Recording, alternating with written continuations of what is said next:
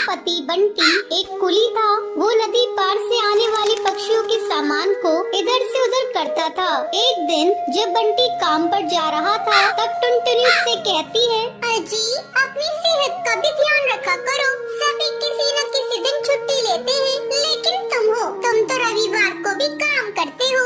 अरे पगली, अगर काम नहीं करूँगा तो घर कैसे चलेगा? तू तो माँ बनने वाली है, बच्चों का खर्चा बढ़ेगा। अगर काम नहीं करूँगा तो अपने बच्चों को अच्छी जिंदगी कैसे दूंगा? आपसे तो बात करना ही बेकार है। ये लीजिए पोटली, इसमें मैंने रोटी और चावल रख दिए हैं, समय से खा लीजिएगा।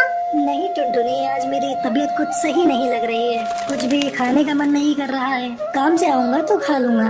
बंटी बिना खाना लिए काम पर चला जाता है। टुनटुनी को क्या पता था कि बंटी से उसकी ये मुलाकात आखिरी थी। उधर बंटी बेहोश होकर बहती नदी में गिर जाता है और वहीं डूबकर मर जाता है। टुनटुनी भागी भागी अस्पताल जाती है।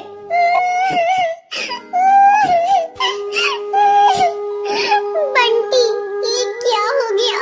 सब कुछ एक पल में खत्म हो गया। अब ये बच्चा किससे अपना पापा कहेगा? मैं तुम्हें कई बार समझा रही थी अपनी सेहत का ध्यान रखो, लेकिन तुम तो मेरी बात मानते ही नहीं। अब मैं क्या करूं बंटी?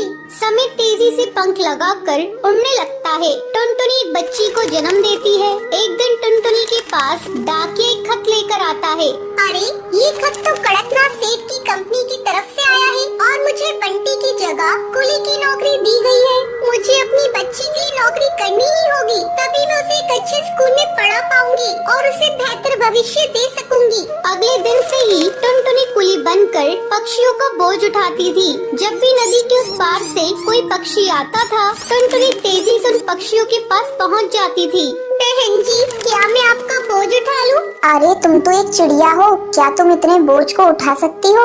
हाँ हाँ बहन जी, मैं सारे बोझ को उठा लूंगी। बहन जी, मैंने अपनी जिंदगी में इतना बोझ उठा लिए हैं, ये बोझ तो उसके आगे कुछ नहीं है। क्यों, क्या हुआ? और तुम ये तुम्हारी बेटी को साथ में लेकर क्यों घूम रही हो? तुम्हारे पति कहाँ हैं? वो नहीं कमाते हैं क्या? क्या करिएगा बहन जी, मेरी दुख भरी कहानी सुनकर रोज इस नदी किनारे पे कई पक्षी आते हैं और मेरी दुख भरी कहानी सुनते हैं, लेकिन कोई मेरी मदद नहीं करता। अरे तुम मुझे तो बताओ, मैं तुम्हारी जरूर मदद करूंगी। क्या बताऊं बहन जी, मेरे पति की मौत इसी नदी में डूबकर हो गई थी। उसके बाद से मैं यहाँ कुली की नौकरी कर रही हूँ। देखो टुनटुनी, जब तुम्हारी बेटी थोड़ी बड़ी हो जाएगी तो उसको मेरे स्कूल में डाल देना। मैं उसे पढ़ा लिखा कर एक अफसर बनाऊंगी। मैं तुम्हें अपना पता दे देती हूँ। वो बुलबुल चिड़िया टुनटुनी को अपना पता दे देती है। इसी तरह कई साल गुजर जाते हैं। एक दिन जब टुनटुनी अपना घर साफ कर रही थी, तभी उसे उस बुलबुल का दिया हुआ पता मिलता है।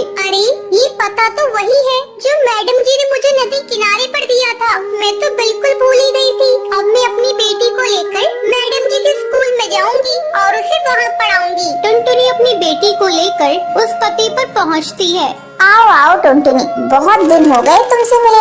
मैडम जी, ये देखिए, मैं अपनी बेटी को अपने साथ लेकर आई हूँ। मैं चाहती हूँ पढ़ लिख कर एक अफसर बन जाए, इससे मेरी तरह जीवन में संघर्ष न करना पड़े।